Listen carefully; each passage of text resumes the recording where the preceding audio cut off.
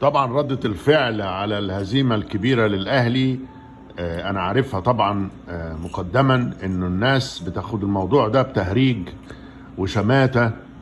وأنا بنصح الزملكاوية ما يفكروش إن هم يشمتوا أو يفرحوا، لأنه الأهلي بيمثل المنتخب المصري والزمالك بيمثل المنتخب المصري. أي أداء سيء أو أي نتائج زي دي معناها ان المنتخب بتاعنا نفس الحال.